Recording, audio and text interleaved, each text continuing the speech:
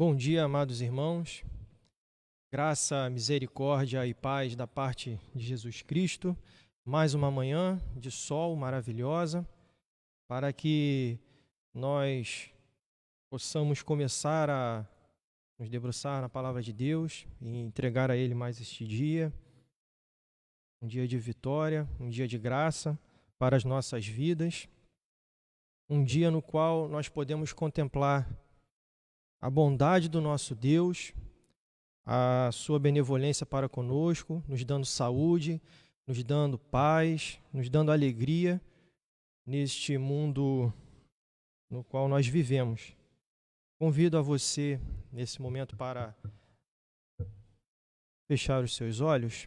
Vamos estar pedindo ao nosso Pai que nos ouve nessa manhã para nos direcionar nesta palavra. Pai de amor, queremos, ó Deus, te agradecer pelo dom da vida.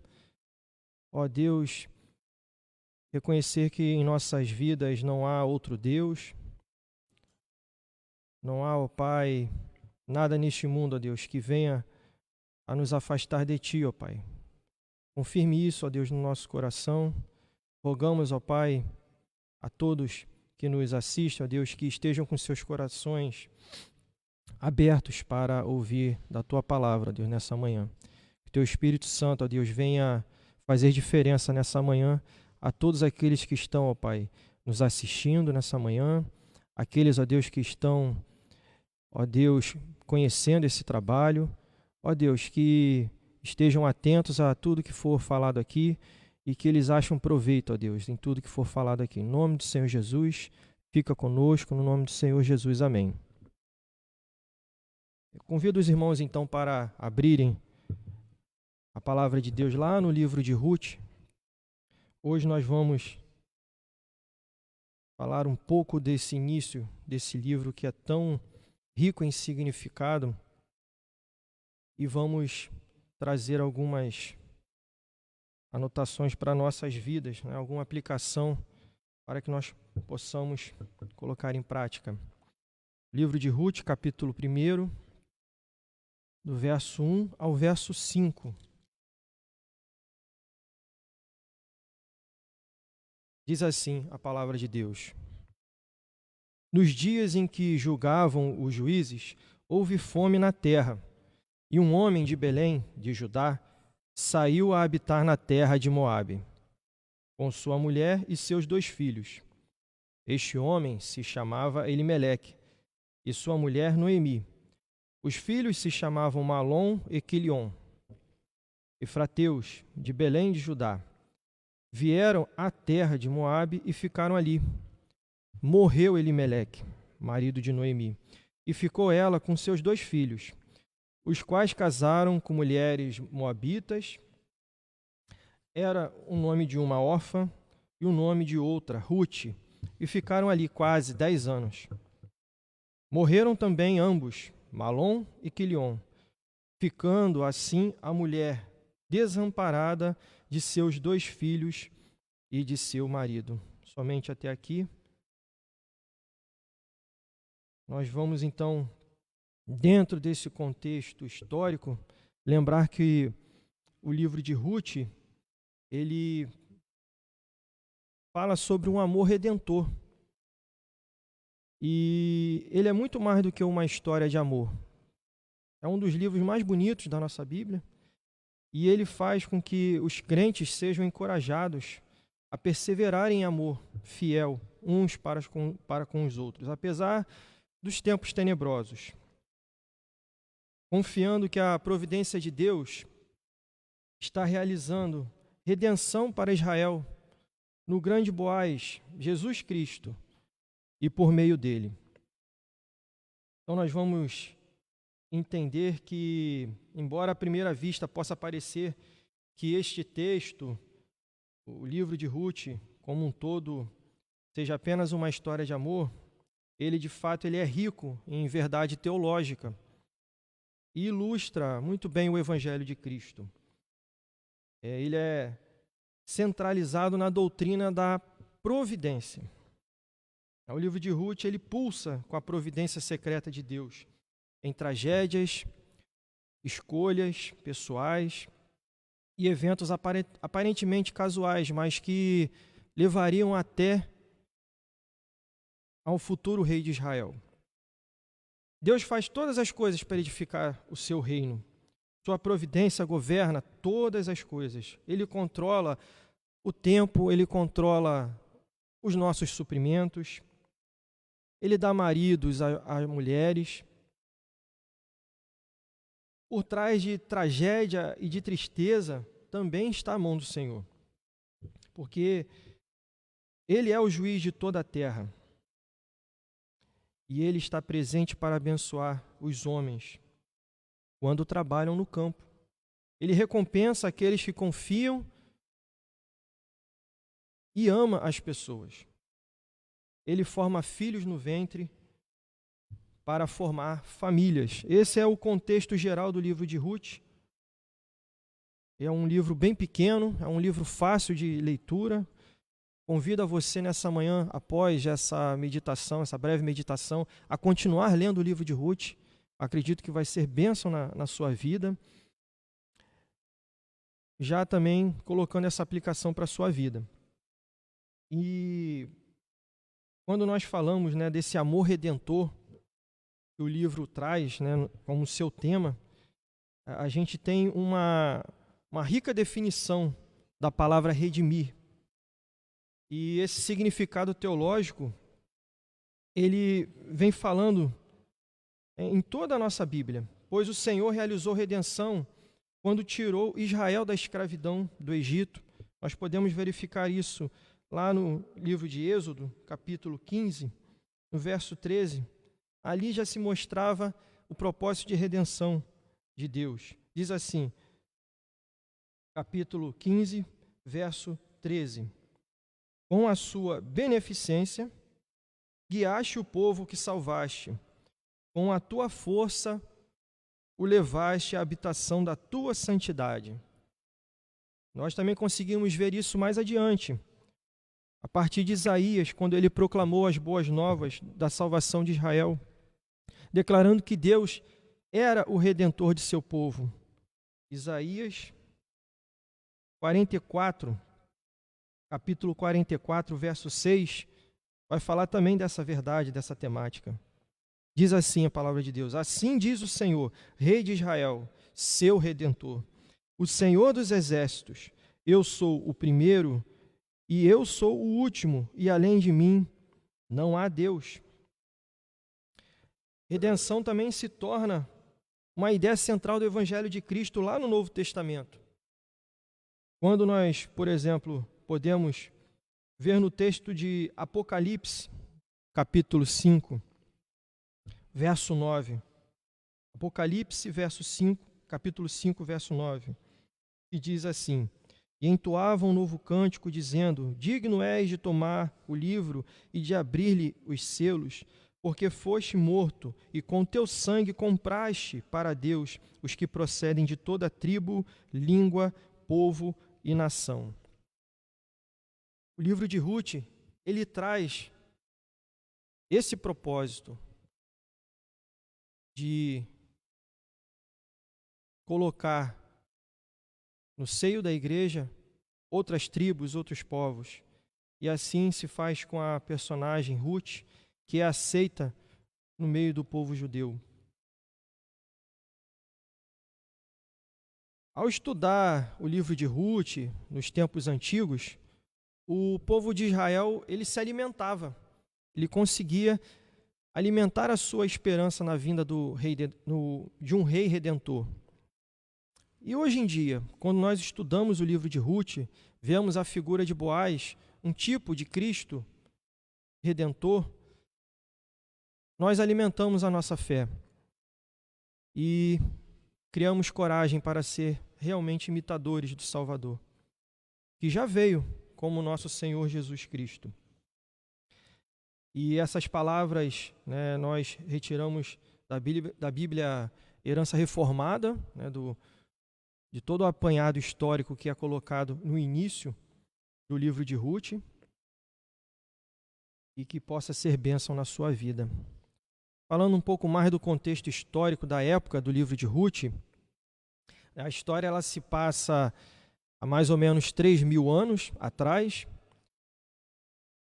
porém esse contexto se apresenta atualmente. Nós temos ali a história dos juízes, no qual começou após a morte de Josué, e ela dura ali por volta de 350 anos, até o primeiro reinado de Israel.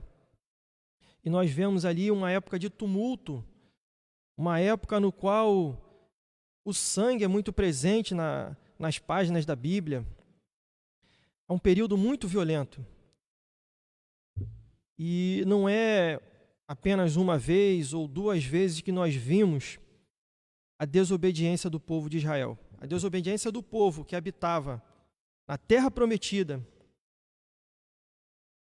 A desobediência de um povo que não queria aceitar a disciplina de Deus e que fazia tudo conforme os seus olhos, né? Diz assim, no início dos capítulos 4, capítulo 6 de Juízes, por exemplo, que os homens, né, os filhos de Israel, tornavam a fazer o que era mal perante o Senhor. Período de muita instabilidade, e é importante nós entendermos todo esse contexto de lutas, de guerra, de instabilidade, porque o Senhor vinha, o nosso Deus vinha e disciplinava esse povo. Ele tinha métodos para isso. É nessa temática que nós vamos nos debruçar nessa manhã. Então, muitos estudiosos também apontam que Ruth foi escrita por Samuel, profeta Samuel, né, segundo a tradução judaica, segundo o Talmud, e segundo os recursos literários que eram utilizados, que era muito próprio do profeta Samuel. Também, através de sua genealogia apresentada no final do livro, sugere-se que o autor escreveu depois que Davi se tornou uma pessoa importante. E percebam, irmãos, que o profeta Samuel ele não vislumbrou, ele não viu Davi entronizado como rei, mas ele ungiu, né, a Davi. Então, dentro desse estudo, dentro dessa temática, alguns, muitos estudiosos, creem que o livro de Ruth foi escrito por Samuel. E aí, então, nós vamos propriamente para o nosso texto, para que nós possamos entender a palavra de hoje. No primeiro verso diz assim: nos dias em que julgavam os juízes, houve fome na terra. E um homem de Belém de Judá saiu a habitar na terra de Moabe com sua mulher e seus 2 filhos. Notem, irmãos, que houve fome na terra prometida. Eles moravam em Belém de Judá. E o curioso é que Belém, tem um significado muito peculiar, que significa casa do pão. E houve fome na casa do pão. Nós entendemos que dentro de várias dificuldades que aquele povo seguia, um juiz morria, surgia outro juiz para tentar liderar aquele povo. E dentro de tantas guerras, Deus disciplinava o seu povo. Como nós podemos ver lá em Deuteronômio, por exemplo, Deuteronômio, capítulo 28. Deuteronômio 28.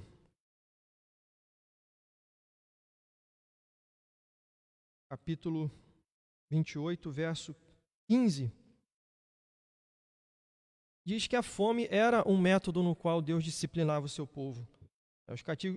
Diz assim, a partir do verso 15: será, porém, que se não deres ouvidos à voz do Senhor, teu Deus, não cuidando em cumprir todos os seus mandamentos e os seus estatutos, que hoje te ordeno, então virão todas estas maldições sobre ti e te alcançarão.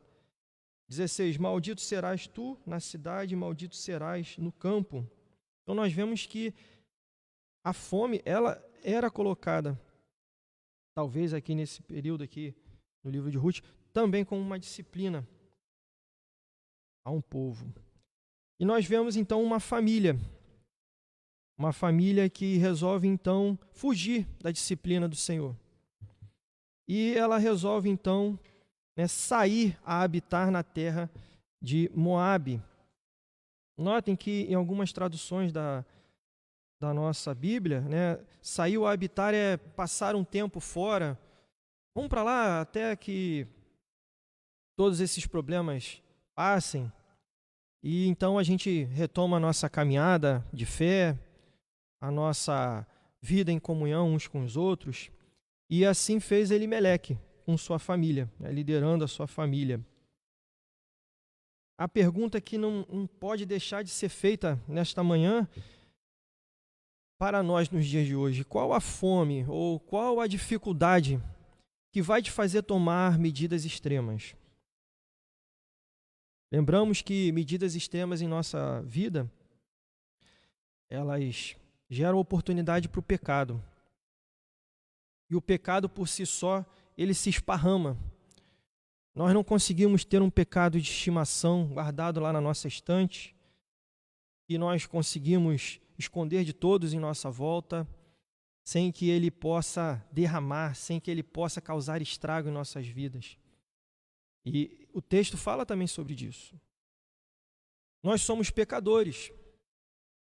Né, o pastor ontem, na live de ontem, ele falou justamente sobre isso, que embora nós somos redimidos, nós somos pecadores. Nós vamos pecar, né? Segundo Spurgeon, o pecado, quando nós cometemos, é um deslize. Mas precisamos aprender também que Deus tem o melhor para nossas vidas. E o que a reação pecaminosa faz na vida dessa família? O que a reação pecaminosa faz em nossas vidas? Ela só piora as coisas, irmãos. Porque a Bíblia ela nos ensina que nós devemos andar por fé e não por vista. E era isso que esse povo estava fazendo. Aonde estava a dificuldade, eles não olhavam ali o caráter de Deus, não confiavam no Senhor, e eles faziam aquilo conforme eles achavam melhor para suas vidas, e voltavam a fazer o que era mal perante o Senhor. E esse período de instabilidade só gera incompreensão, só gera medidas extremas, escolhas pessoais erradas, só nos afastam de Deus. A Bíblia nos ensina que devemos andar por fé.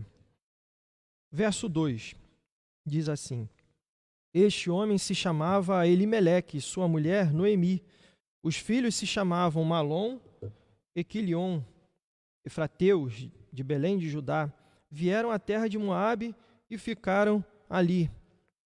Notem, irmãos, que no momento da dificuldade, ao invés deles atravessarem a dificuldade e entenderem o propósito de Deus, quando na verdade Deus estava querendo que eles se voltassem dos seus maus caminhos e voltassem à vida de fé, à vida de santidade para com Ele, eles queriam ir para uma terra de inimigos, uma terra onde não tinha adoração ao nosso Deus, uma terra que era já conhecida como perseguidora, um povo que perseguiu o povo de Israel na saída do Egito, que usava as suas lindas mulheres para entortar os caminhos dos homens e fazer com que eles parassem de adorar a Deus e se colocassem para adorar outros deuses. Parece que tem a ver alguma coisa na nossa vida atual, quando nós resolvemos, dentro de uma dificuldade, dentro da nossa vontade de saciar nossa fome, procurar os nossos próprios olhos um melhor caminho. O que tem sido fome na sua vida? Qual tem sido a dificuldade da sua vida que o irmão tem enfrentado? Será que tem sido a falta de oportunidade, de reconhecimento, Será que tem sido a falta de emprego? Será que tem sido um problema familiar? Nós entendemos que naqueles campos onde moravam os moabitas, os campos eram férteis, estavam férteis naquele momento, e os celeiros estavam lotados de alimento. Então, de uma forma lógica, a construção cognitiva dessa família foi: nós não queremos passar por dificuldade. Nós vivemos uma vida que a dificuldade não pode nos alcançar. E nós vamos então para Moabe. Passamos um tempo lá, resolvemos a nossa vida, depois nós voltamos. Não vai ter mal nenhum nisso. Acontece que eles ficaram 10 anos lá e as coisas só pioraram. O pecado só se esparramou. E nessa temática a gente traz dentro da teologia da providência, dentro dessa questão, a ideia da graça comum, que muitas vezes nos deixam pensativos, no qual pessoas que estão afastadas do nosso Deus ou que nem professam a Ele a sua vida, têm uma vida de prosperidade financeira, gozam de boa saúde, têm propriedades. Nós vemos a nossa vida que às vezes é toda anotadinha para que a gente consiga passar o mês, e a gente fica nessa dúvida, nessa inquietude. Por quê? Por que um povo afastado de Deus, por que essas pessoas elas são prósperas? É culpa da teologia da prosperidade que nós vemos nos dias de hoje, no qual falsos profetas eles colocam isso para a gente, que a verdadeira prosperidade é ter bens. A verdadeira prosperidade é você se basear nas coisas dessa vida terrena. E a graça comum nesse contexto, colocando ali a história dos moabitas, um povo que não professavam a fé num Deus verdadeiro, e ali os seus celeiros estavam esparramados de comida. Por quê? E o povo de Deus passando fome. A graça comum ela alcança a toda a criação que Deus fez. E o seu favor para com todos, mesmo aqueles que não professam da nossa fé, só revela o caráter de bondade do nosso Deus. Só revela o amor do nosso Deus para com toda a criação. Mas em detrimento a isso, nós temos a graça especial. A graça pelo qual só é dada em Cristo Jesus para nossas vidas. E essa é de caráter espiritual. Essa vem a falar de quando essa vida acabar, de quando o dinheiro acabar, ou nós não possamos mais usar o dinheiro, quando acabar aqui a nossa passagem terrena, a graça especial ela vai além desse mundo e vai fazer com que nós moremos com o Salvador, com Deus, num lugar que já é preparado para nós. Então, irmãos, nessa manhã, se o irmão repara apenas as alegrias deste mundo, o irmão está totalmente enganado. Vemos lá em Mateus capítulo 5, Mateus capítulo 5, versos 45, Mateus 5, 45, diz assim a palavra do nosso Deus: para que vos torneis filhos do vosso Pai Celeste, porque Ele faz nascer o sol sobre os maus e bons, e vir chuvas sobre justos e injustos. Essa é a graça comum do nosso Deus. Nós estamos atrelados à graça especial do nosso Deus, a graça que é dada em Cristo Jesus. E essa, com certeza, embora em nossa vida normal, cotidiano, possa parecer menor que a outra, é infinitamente melhor do que a primeira. Então nós vemos então nesse contexto que o povo moabita estava passando por, de uma certa forma, regalia em detrimento ao povo de Israel.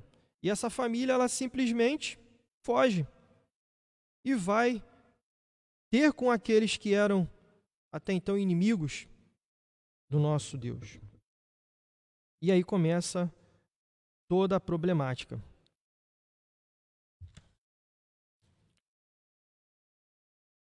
Você já pensou alguma vez na sua vida que o que importa na verdade é ter abundância do que sofrer? Então, essa família, ela enfrentou vários problemas. Tudo porque deixou de fazer aquilo que era determinado por Deus. A saída de Elimeleque de Belém, logo Elimeleque, né, no qual o seu nome tem o significado de Deus é o meu rei, foi habitar em terras moabitas. E ilustra para nós nessa manhã o descaso da adoração dessa família.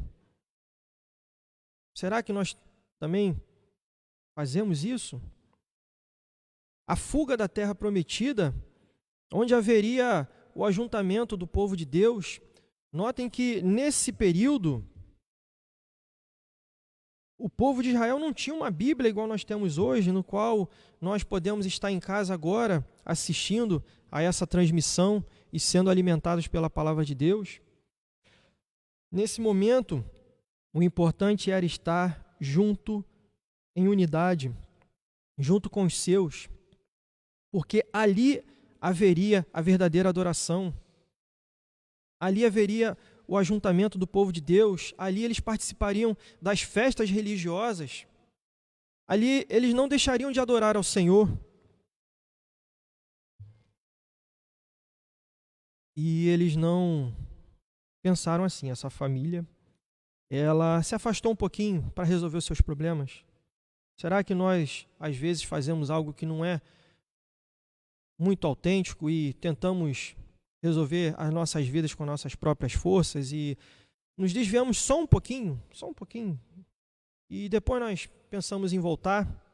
Notem, para essa família, gerou tempo. E é uma verdade na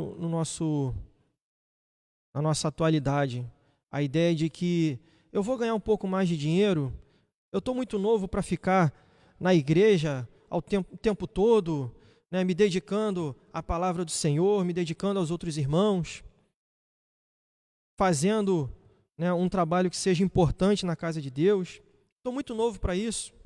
Nossos jovens aí que estão nos acompanhando, quando eu tiver ali a idade do pastor, eu penso em voltar para a igreja, né, penso em concorrer a uma vaga de diácono, aí eu vou procurar ser mais religioso.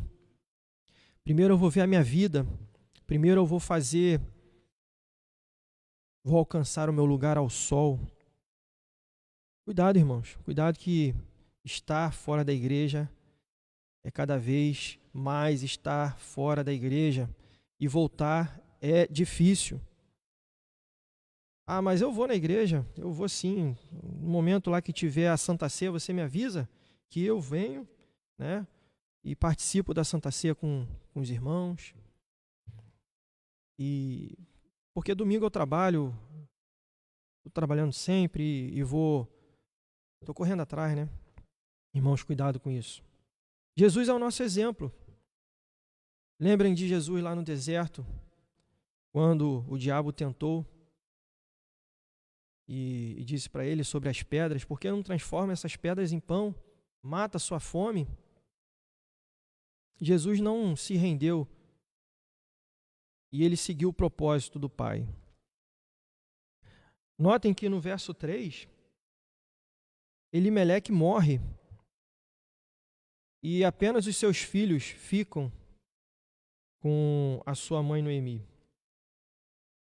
E depois que Elimeleque morre, poderia ser que o Malom ou o Quilion colocassem para sua mãe e ali estava ali um problema, um grande problema, e nós temos que voltar para a terra prometida. Vamos sair daqui onde o nosso é de um Deus redentor que tudo faz pelo seu povo. Então, os dois se casam com mulheres moabitas. Era o nome de uma órfã e o nome de outra, Ruth, e ficaram ali quase 10 anos. Quase 10 anos. Aí depois disso, o que acontece? Eles morrem. E notem que quando eles morrem, no verso 5, morreram também ambos, Malom e Quilion, ficando assim a mulher desamparada, a Noemi, de seus 2 filhos e de seu marido, que morreu primeiro. Deixam sua mãe desamparada e fazem com que ela fique como ovelha sem rumo, uma ovelha que não enxerga muito bem, que é míope, que precisa de um pastor. Isso nos faz lembrar do Salmo 23, verso 1, o Senhor é meu pastor e nada me faltará. Imagina o que essa mulher passou, o que passava na vida de Noemi neste exato momento, que a morte do seu marido e de seus filhos passou em sua realidade. A história não termina por aí, e nós vemos que esta mulher, Noemi, que mesmo com toda a sua altivez, colocando que a sua alegria estava em suas posses, depois que acontece toda essa desgraça na sua vida, no contexto do livro, no decorrer da história, vem falar que ela não queria nem mais ser reconhecida como Noemi, do significado do seu nome, mas que ela queria ser chamada de Mara, dentro de toda a amargura que ela vivenciou na sua vida, dentro de todo o processo de perda que ela teve, material, de bens. Será que hoje nós temos dado importância apenas aos bens materiais que nós precisamos ter? Ou realmente nós estamos dando importância para aquilo que realmente importa? O Salmo 23, continuando nele, apenas o verso 1, ele nos coloca ali a posição de Davi. Davi, ele realmente era um pastor de ovelhas. E ele sabia da necessidade que suas ovelhas tinham de serem guiadas. Noemi estava nessa situação, ela não sabia o que fazer. Ela estava totalmente desamparada nesse momento.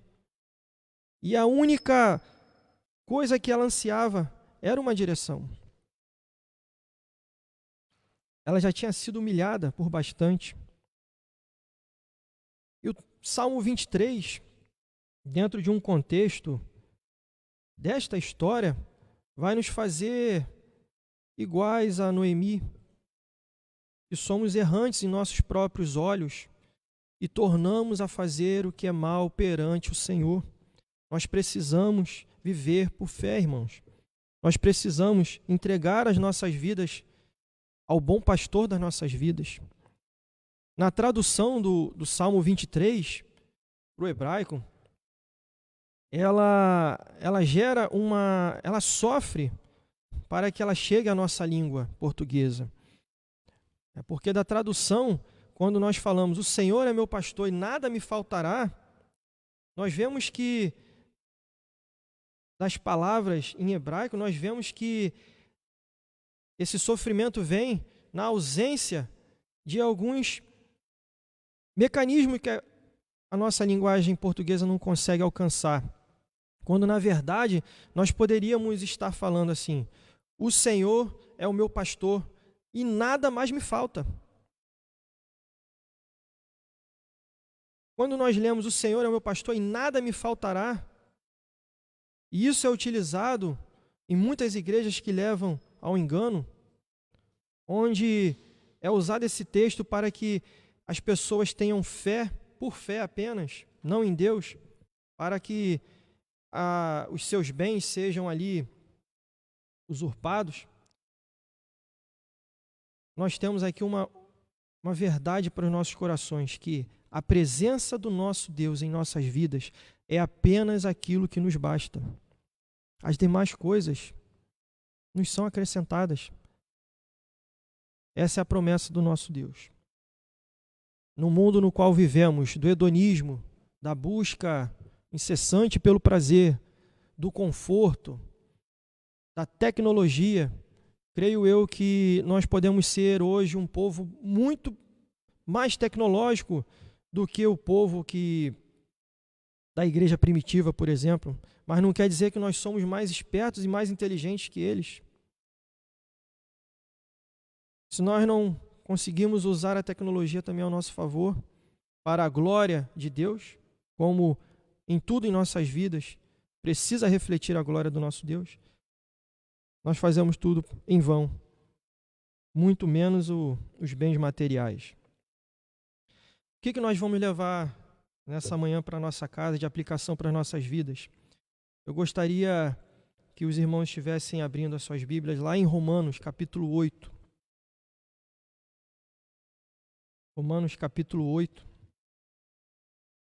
verso 28. E diz assim: sabemos que todas as coisas cooperam para o bem daqueles que amam a Deus, daqueles que são chamados segundo o seu propósito. Se Deus, em sua graça comum, permite que tanto os povos que não querem, que não ouviram a sua palavra, que não professaram que Jesus Cristo é o Senhor de suas vidas, e Ele abençoa esse povo, imagina aqueles que Ele elegeu, que Ele predestinou, que Ele escolheu para a vida eterna.